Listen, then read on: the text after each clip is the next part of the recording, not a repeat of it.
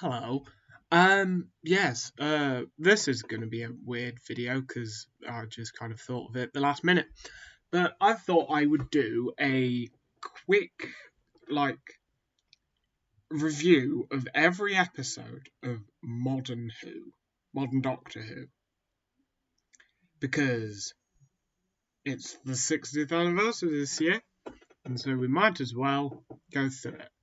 I might, in a separate video, go into detail on, the big videos, the big episodes that I enjoy.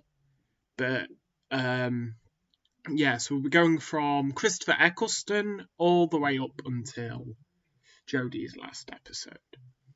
I will be giving. I was gonna say 3 words, but I might go over the plot and then just give I liked it because of this, and then move on. There's a lot of episodes, so we'd better get started. So, Series 1, Episode 1 is Rose, which is basic plot. Doctor lands on Earth, he's newly regenerated, meets Rose, a shop worker who nearly gets killed by some plastic men, like the mannequins, and the whole story is about these plastic people trying to take over the Earth, and they're called the Autons, and they're from a previous episode. This is a great episode to introduce people to Doctor Who. This was a great reintroduction by Russell T Davies, who kind of brought all of Doctor Who back. And Eccleston, really good Doctor, kind of has that kind of humour, but also the kind of dark malice kind of parts to him. You also have Mickey, who is actor, horrible person, but the character is actually really fun. He's really good in this episode as well, because he gets turned into a plastic man, which is bad CGI looking back on it in modern CGI senses, but it'll be fine. Episode 2, The End of the World, again by Russell T Davies. This episode is about is basically what it is. So Rose wants to see the end of the world. She wants to see the destruction of Earth. So the Doctor takes her to this big tower. This big tower, and kind of there's a bunch of aliens turn up. The face of Bo's there. The first appearance of him. He becomes important later. Forest of Cheam, who get involved in the episode, and Cassandra, who's the last living human, who is basically just a stretched skin, and is played by Zoe Wanamaker, who is Madame Hooch from Harry Potter, Susan Harper from My Family, and she ends up being the villain because the people keep mysteriously dying on this thing, because I can't remember why, but yeah, they just keep dying. And then Cassandra gets killed at the end, but then is warped off. And this is the first time where Rose gets angry at the Doctor, because the Doctor kind of is fine with death in a sense. Anyway, let's go. The next one is The Unquiet Dead, which is by Mark Gatiss, who I'm not a fan of, and we'll get to some of the reasons why later. So The Unquiet Dead is basically Doctor and Rose get to it's Cardiff, 1800s. Charles Dickens is reading A Christmas Carol, and these ghosts start appearing of the Gelf, and they start haunting him, and then it kind of relates to this what's it called? This funeral parlour, which there's a load of ghosts, and they're kind of reanimating through these people. They want to go into the world. They seem there's this one that's they just want to be freed, but then when the girl who does it frees them, because one of them can talk to them, when they get freed, the ghosts kind of turn evil and try and kill everybody, so she sacrifices herself the woman sacrifices herself to save everybody. It's an alright episode. It's not great. It's maybe it's not the worst episode of this series. It's probably the second weakest. The next two episodes I'll put together. The Aliens of London and World War III. This first two-parter. This is the Slitheen, the big green monsters with big eyes and claws and a tendency to fart for some reason. They basically crash land to London. They're like a big spaceship lands. Parliament kind of locks it down, but the Slitheen are like infiltrating Parliament, and they end up becoming like major leaders, and they try and blow up the world so they can like take it over and sell it. But then by the end, the Doctor kind of stops them and sends them back. Apart from one of them escapes. These are good episodes. I quite like these. They also introduce Harriet Jones. Everybody knows who she is.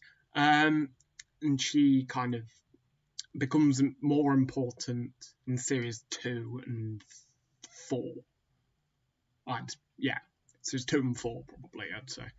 They're good episodes. They're alright. They're serviceable.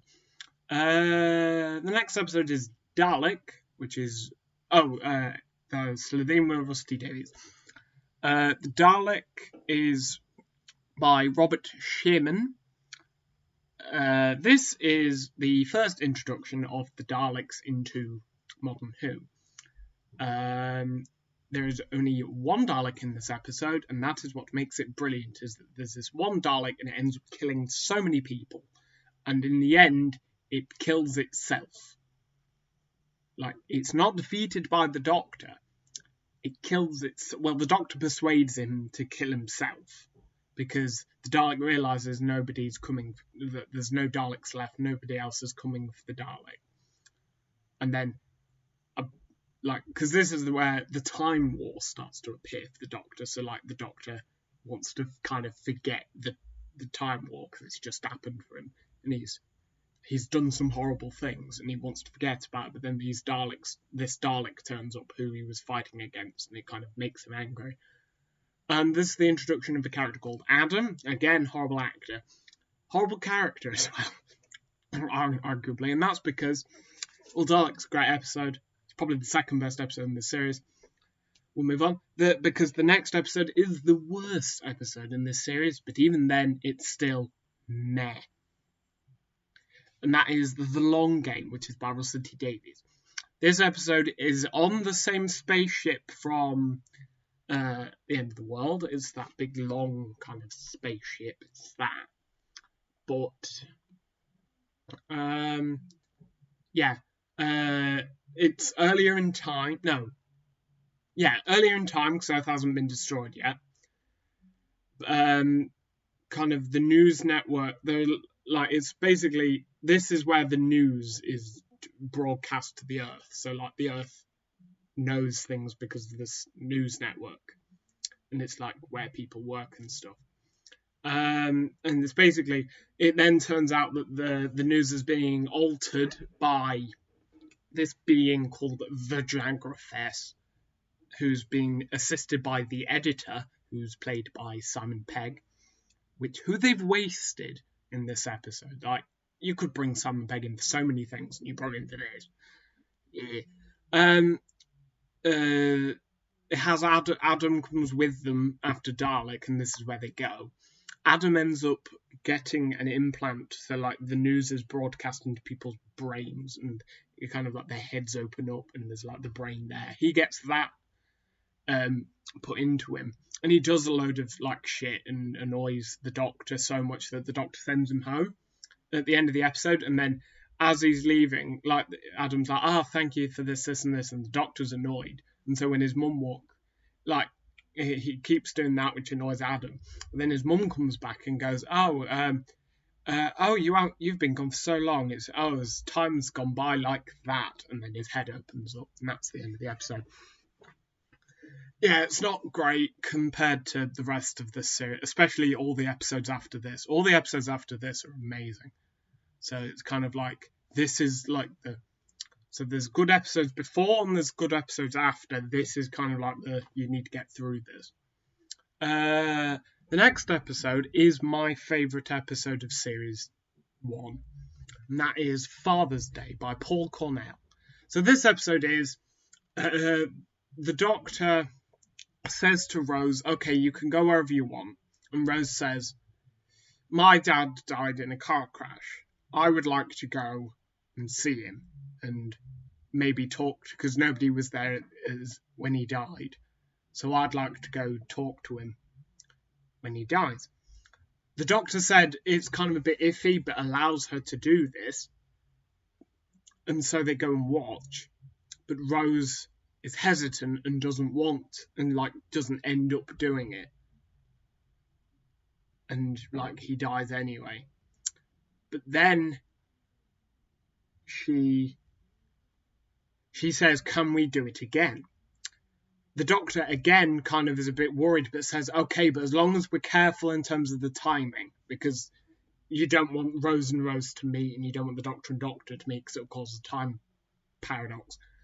What ends up happening is second Rose saves her dad from being hit by the car, meaning the first Doctor and Rose disappear, and these big reapers, kind of like big bat things, appear because time is being broken, because this guy hasn't died, and this car is kind of like looping, this car will loop forever until it hits him.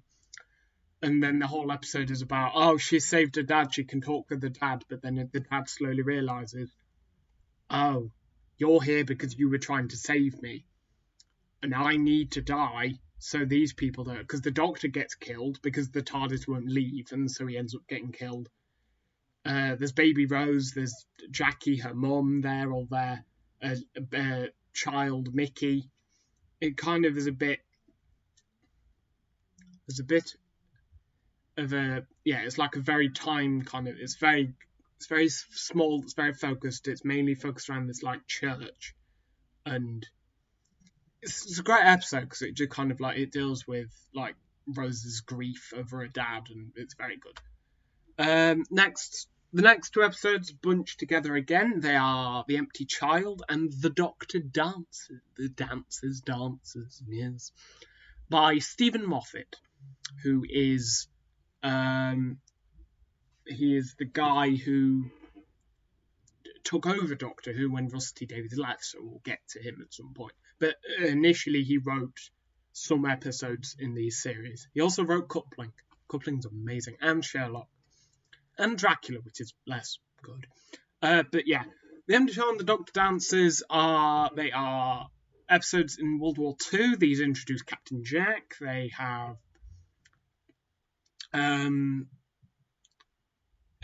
this is the gas mask. A lot of people probably know this episode. So it's the gas mask. You have the Are You My Mummy? There's a child wandering about. And if it touches you, you grow the face, and you get the scar on the hand. And the end of the first episode has probably one of the best cliffhangers of Doctor Who.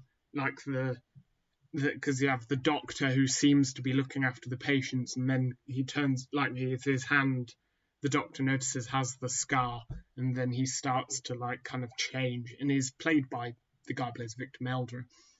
And he starts to change, and the tube bit comes out of his mouth, and then all of them stand up and are surrounding them, and yeah. And then the second episode, it turns out that it's nanites that think this child is what all humans should be like, so turns everybody into what that child is. But then the love of the mother saves the child, and yeah. They're amazing episodes. It's great. I can't really argue against what I've said. The next, so Boomtown is next, which is by Russell T Davies. This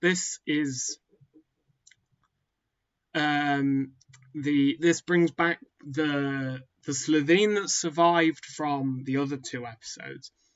and she has become mayor of Cardiff, and she wants to destroy Cardiff. She makes this big nuclear power plant that wants to destroy it.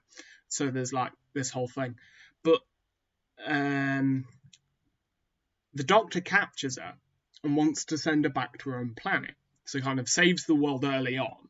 But then there's this kind of there's these conversations that, because she willingly gives herself up, and she kind of has these conversations with the Doctor in this restaurant. And it's like, it's not much of like a sciencey episode. It's more of like a talking episode. It's a bit more like Star Trek, really. It's kind of like more conversation and philosophy than it is sci-fi. So it's kind of like they're talking, they're going like, oh, if you send me back, they will court-martial me and they will kill me. I can't help myself if you do this. You need to save me. And the Doctor's like, well, that's not my fault. Whatever your planet does to you is what your planet does to you. I'm not responsible for this. You've killed so many people. And because she does have a moral compass, because there's a woman in her, she's in the loo, and there's this other woman who is pregnant and has a husband and who she's going home to, and she's giving birth soon. And she's intending to kill her, but then instead she kind of has a moral compass and starts crying and doesn't do it. But then by the end of the episode, she tries to steal the TARDIS, but then the Doctor manipulates her by saying, "Oh, open the heart of the TARDIS, and that will save you." She does it. The heart of the TARDIS kind of turns her back into an egg, and then the Doctor sends her back to Rexa Coracophalopatorius, which is what the planet is called that Slithina from. And yeah, that's the end of that episode. The next two is a two-parter. There's Bad Wolf and The Parting of the Ways, both by Russell T Davies. These episodes, Bad Wolf is, again, it's the big structure in space from The Long Game and The End of the World. It's been turned, instead of news, it's been turned into TV. But people go into these TV shows and bad things happen to them. So, for example, there's Big Brother, where people go in and them getting evicted means they get shot and they die. You have the Weakest Link, which again, like if you are eliminated, you get shot. There's Trini and Susanna's show, which Captain Jack ends up being a part of, and they try and kill him. Rose is part of the Weakest Link, and the Doctor's part of The Doctor's part of Big Brother. Yes. The Doctor ends up getting shot by the Weakest Link and Robinson lady. And then it turns out that because there's been these little hints in every episode about Bad Wolf. Like, the word Bad Wolf has been seen, the name Bad Wolf has been mentioned, and it's been following them. And then it turns out that the name of the station is called Bad Wolf, and that it is the Dalek. The Daleks have returned, and they have been manipulating time to follow Rose and the Doctor to get the Doctor here to try and kill them.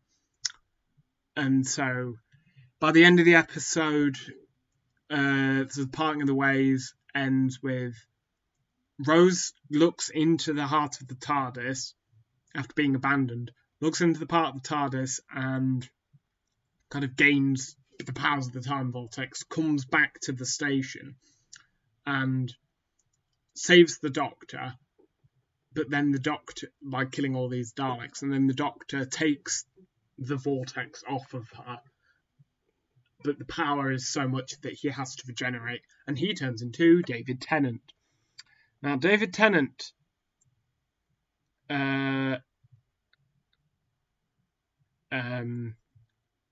so Tennant's first we'll probably only do Eccleston and most of Tennant in this video.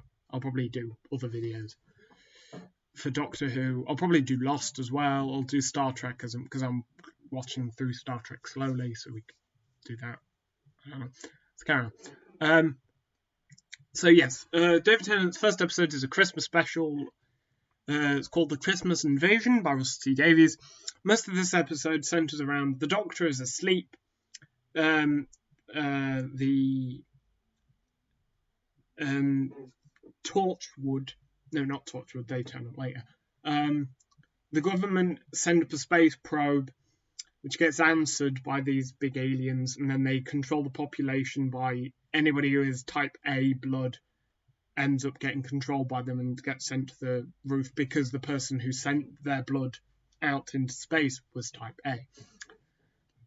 And the Doctor's asleep because of regeneration and falls, and it's about like Rose and Harriet Jones as Prime Minister, and Mickey and Jackie, they're trying to like save the world basically. And then the Doctor ends up after a bit wakes up, saves the day, his hand gets cut off, which is important, and he doesn't kill the leader because they fight each other in a sword fight for the safety of the world. But then the Doctor saves the leader's life, but then where the leader goes back to attack him again, the Doctor throws an orange, which he has in his pocket, at a button, meaning the leader dies, and he says no second chances, which is important for this Doctor, I think.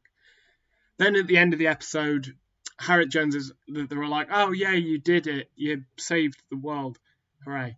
And but then she orders Torchwood to fire on the Sycorax spaceship, destroying them, because she says, oh, we don't want them coming back. And then the Doctor says, you have made a mistake, and then has the very famous lines of, oh, I can take you down in 6 words. And she says, oh, can you? And then he goes to this guy and says, don't you think she looks tired? And then that's her political career done. Yeah. The next episode is next episode is New Earth by Rusty Davies. This is basically they travel to New Earth. I don't know how many news there is. There's quite a few.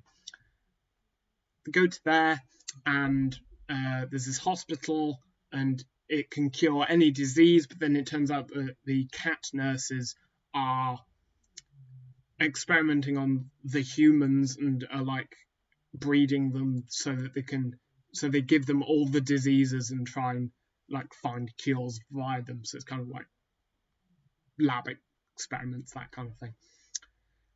Cassandra comes back in this episode. Because she's trying to become human again, and so she takes over Rose's body, then she takes over the Doctor's body, she takes over Rose's again, and then in the end, before she dies, she sees herself as fully human, not just the skin thing. The face of Bo appears, and he is ill, he is dying, but he wants to see the Doctor and says, oh, an old friend, you will meet an old friend, something. That's more in Gridlock. But yeah, it's not great. It's not a great episode to start with, not really. Next episode is Tooth and Claw, which is Rusty Davies again. This is so Queen Victoria goes to the Torchwood Manor for a rest in Scotland, and there's this werewolf that's trying to attack them. It's an alien werewolf. They try and save the Doctor saves the Queen and stuff. Then it turns out that the Queen's been bitten and that the Queen is a werewolf and that all of the royal family are werewolves. And then at the end of this episode, Queen Victoria turns to this guy and says, oh, we need to, because she exiles the Doctor from Earth, and she says, says to this guy, we need to create this institute to help stop aliens and prevent the Doctor from coming back. Let's call it the Torchwood Institute, because of the building. This will be the long-running thread for this series. School Reunion by Toby Whithouse. Whithouse? Yes, Whithouse. Tooth and Claw is alright. It's a bit boring. School Reunion yeah, Toby Whithouse, it is the return of Sarah Jane Smith, who hasn't been seen since the Fourth Doctor. She returns to investigate the school that kids seem to be mysteriously disappearing, or their brains are being wiped because of this computer thing, which is called the Doomsday Conundrum, or the Armageddon Conundrum. It's like something like that. And it's these bat people who are disguising themselves as the teachers who's trying to gain access to the answer to this conundrum. And the Doctor and Rose and Mickey and K9 and Sarah Jane, they all try and save this school from, well, the destruction of the world, but also kind of like the school specifically. It's a great episode because it kind of allows for the spin-off of Sarah Jane Adventures, and it also the banter between Rose and Sarah Jane, because Sarah Jane's like, oh, you've always liked them young, and Rose is like, because Rose is a bit jealous because she's like, oh, he's had women in his TARDIS before me, how dare he? Even though she's with Mickey, but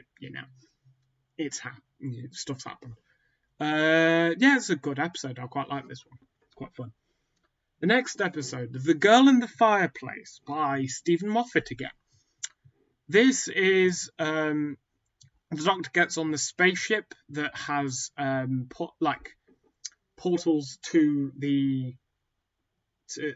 throughout this girl's life, and the girl is the Madame de Pompadour, and the name of the spaceship is the Madame de Pompadour, and he keeps seeing her from really young up until her death, and he slowly falls in love with her. And it turns out that there's these robots who are kind of like, they're trying to harvest her because they want to revitalize their ship. And so in the end, she dies of an illness, I think, and the Doctor is quite heartbroken by it and stuff. Yeah, it's a good episode. It's not, I'd say, out of all the Moffat episodes before he took over, this is his weakest. It's still good, it's just not as good as some of the others that he goes on to write or has already written.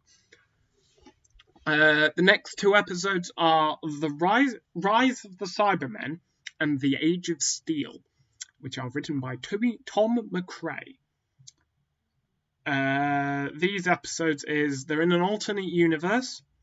They travel to an alternate universe, the TARDIS is powered down, and they find out, and in this alternate universe, Rose doesn't exist, Mickey is called Ricky, and there's the guy called John Lumick, played by Roger Lloyd Pack, from Vicar of Dibley and Only Fools and Horses, and he is creating the Cybermen. He's trying to, he finds a way of building new Cybermen, and it's about the Doctor and Rose trying to stop themselves becoming Cybermen and also stopping the Cybermen from taking over. Then Mickey decides he's going to stay behind in this alternate universe. Because in this alternate universe, Pete, Rose's dad, is still alive. Mickey stays behind because Ricky dies. Mickey decides to leave them. He realizes he can't come back. The Doctor and Rose leave without her and then go. They leave. The next episode is the Cybermen ones are not very good. Really, not great. I'll get to the end of this series and then we'll stop for now.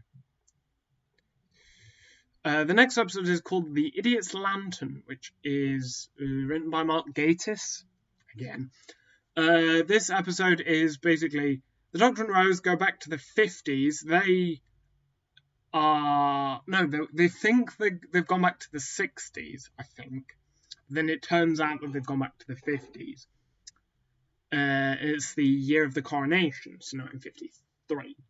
53? 52? 50... I think it's 52.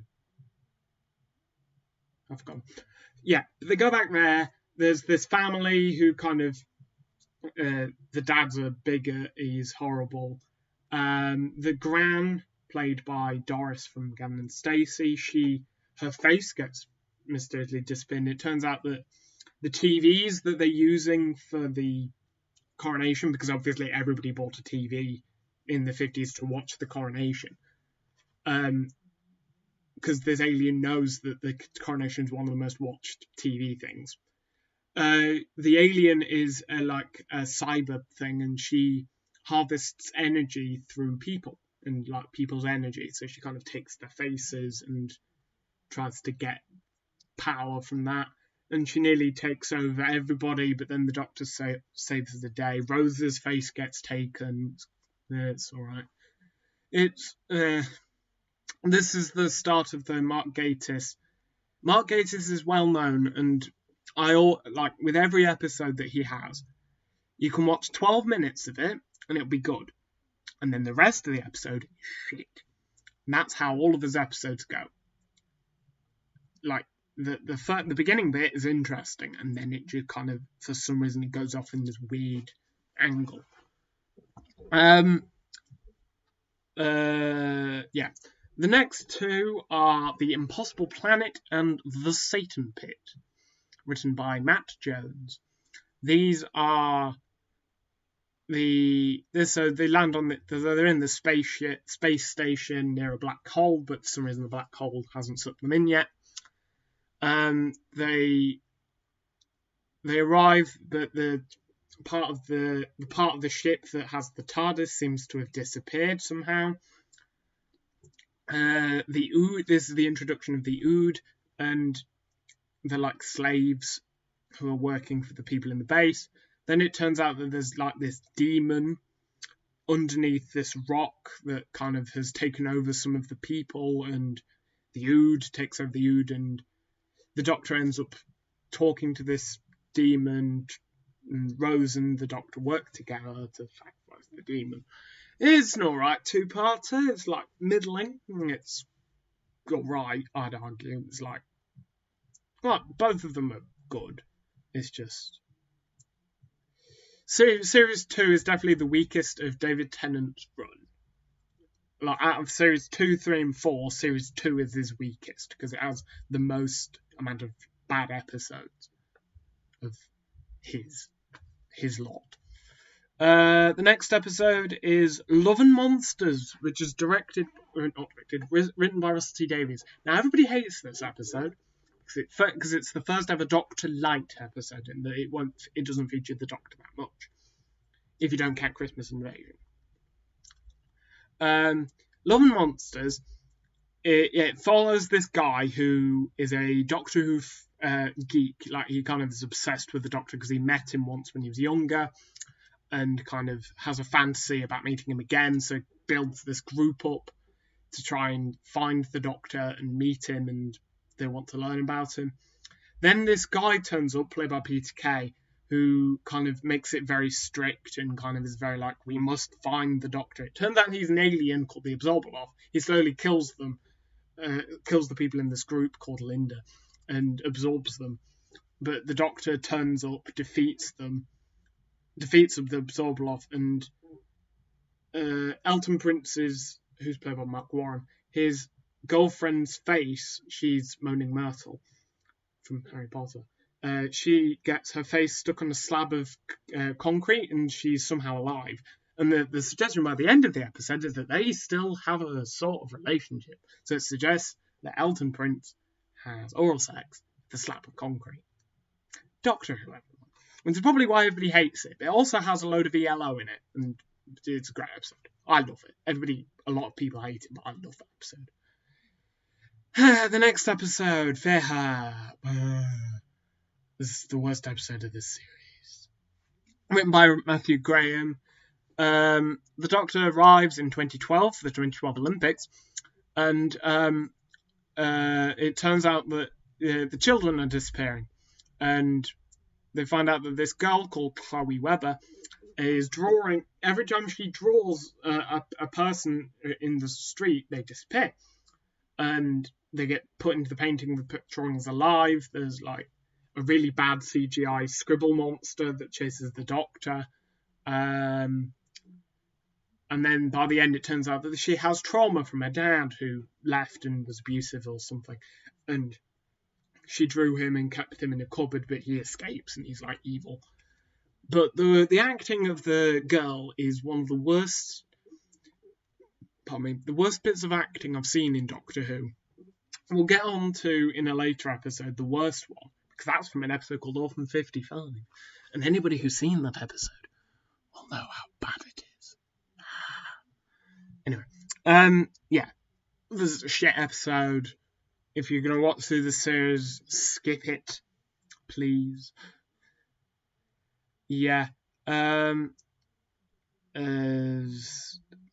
However, the end of this episode, you have the bit where the only good bit of this episode is literally the ending bit where Tennant has like a speech where he's like, "Oh, there's a storm coming. I don't know what it is, but there's a storm coming." Something like that. And then, yeah, leads into the next two episodes, which are Army of Ghosts and Doomsday, which are both by Russell T Davies. Now, briefly, because there's a lot to these episodes, the Doctor and Rose arrive back on Earth. They go to visit Jackie. Jackie's like, "Oh, look, your granddad's alive. Your granddad's come back," and he's like a kind of a ghost figure who's kind of turned up. And it turns out that a load of ghosts have appeared. This is where Torchwood are officially introduced, like the modern Torchwoods, like the ones who shot the thing at the end of Christmas Invasion. They turn up. The main leader, played by Tracy Ann Oberman, she appears and takes over the kind of leads the Doctor through this thing, goes, "Oh yeah, we've been experimenting on this portal. This is where the ghosts have come through." And then there's also an orb that's appeared, which they can't open. Series of events happens in the episode. Turns out the ghosts are Cybermen from the alternate universe, and that's what the breach in universe is from, that parallel one from earlier. The Cybermen turn up again on Earth, not at Earth. And the orb turns out to be, because when the Cybermen appear and they go, and they're like, "Oh, what's the orb then? You sent the orb through," and they go, "That is not of Cybermen origin." That's it. And then the end of the first part is the orb opens up and 4 Daleks appear out of this orb, meaning the Daleks are back. So Doomsday, these 4 Daleks are trying. They have like this little. Is that the progenitor? Or is that the thingy arc? I can't remember. Something arc. And Rose, because they need a time traveler to touch it, because that's what happened with Rose and the Dalek in Dalek, the episode, and she ends up touching Mickey ends up touching it, because Mickey comes back and through the portal, and a load of Daleks get released. There's a load of Cybermen. The Daleks and Cybermen have a fight with the best the best bit of banter in Doctor Who is the bit where there's like some Daleks and Cybermen like arguing, and the Daleks turn to the Cybermen and go, "Oh, you are better than us in one respect. You are better at dying," and then they kill the Cybermen. It's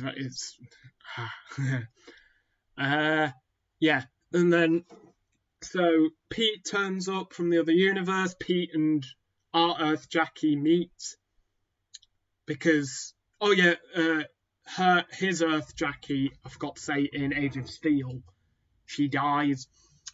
She gets turned into a Cyberman. Pete and modern Jackie go back to alternate Earth with Rose and Mickey, but Rose wants to stay with the Doctor, so Rose comes back.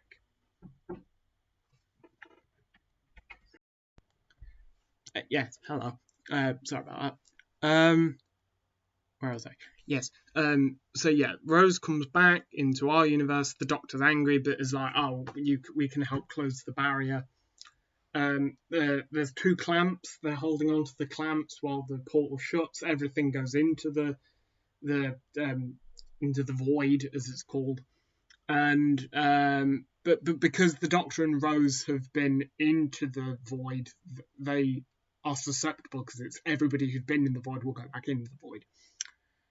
They get flung off into, Rose can't hold on to the thing, because she's holding on to the clamp. There's like a lever that is starting to close, and she decides to hold on to that to keep it from shutting. But then she ends up letting go. She falls through the barrier as the barrier shuts. There's the really sad bit with the doctor kind of with his face on the thing, really sad. And then you have Rose on the other side in the alternate universe, looking really sad. There's a way of them talking to each. The end, the Doctor can like briefly talk to her through like the TARDIS, because the rift is slightly open, so he gets to say, well, he goes like, oh, there's one thing I wanted to say to you, Rose Tyler, and then disappears. And then the end of this episode is the Doctor looking sad in the TARDIS, and as he's just sitting down in the TARDIS, this portal thing appears, and Catherine Tate in her wedding dress turns up. And then it's his famous, what? Yeah, and then the episode ends. And that's the end of Series 2.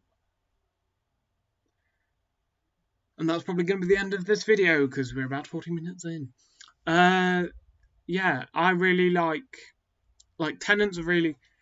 Out of the two, I prefer Tennant to Eccleston, but Eccleston's also really good as the Doctor. I think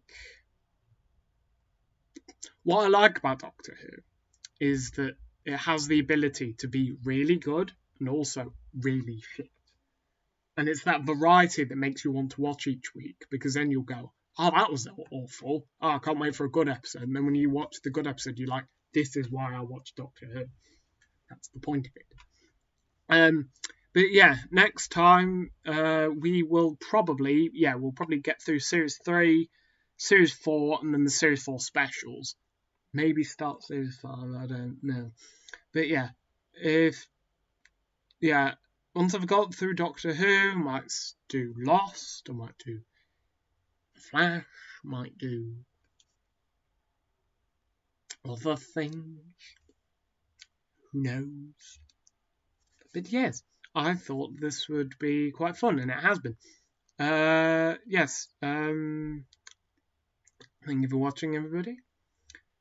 And ta-ra.